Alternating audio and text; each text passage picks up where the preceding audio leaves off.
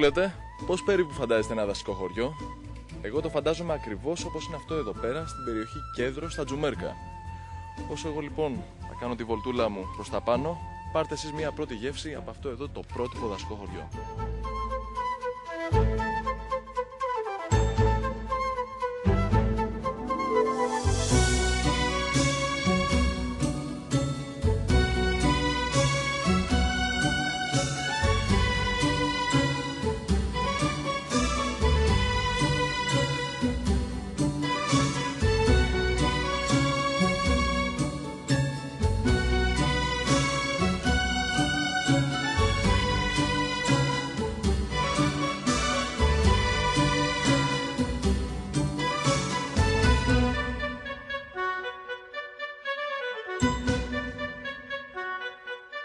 Από ό,τι φαίνεται από τα πρώτα δασικά χωριά που έγιναν, έχουν δώσει πολύ μεγάλη όθηση στις περιοχές που φτιάχτηκαν. Ειδικά αυτό εδώ στα Τζουμέρκα μπορώ να πω ότι διπλασιάστηκε η τουριστική κίνηση στην περιοχή από τη στιγμή που άρχισε να λειτουργεί το δασικό χωριό.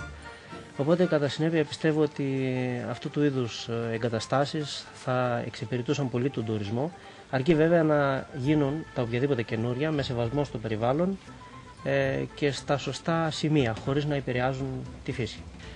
Το δασικό χωριό Κέδρος, εδώ στα Τζουμέρκα, έχει 20 σπίτια, 8 μικρά, 12 μεγάλα.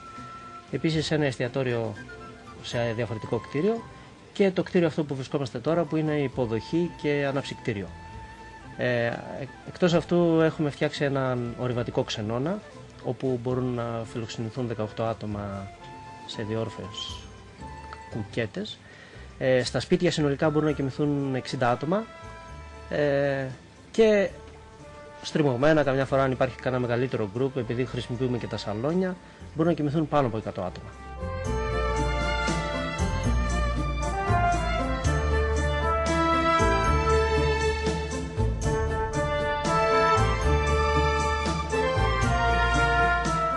Αν πάντως περιμένεις γράμμα, ο ταχυδρόμος αποκλείεται να μην βρει που μένεις εδώ πέρα. Κάθε σπιτάκι έχει και το δικό του όνομα.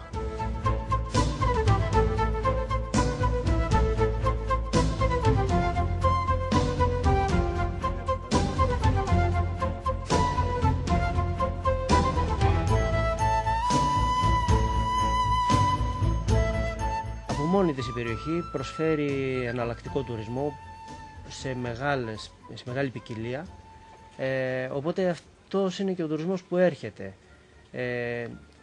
Στόχος μου είναι μακροπρόθεσμα να μπορέσω να φέρω και συνεδριακό τουρισμό, φτιάχνοντας ένα συνεδριακό χώρο που λείπει από την περιοχή και υπάρχει πολύ μεγάλο ενδιαφέρον για αυτό το είδος τουρισμού.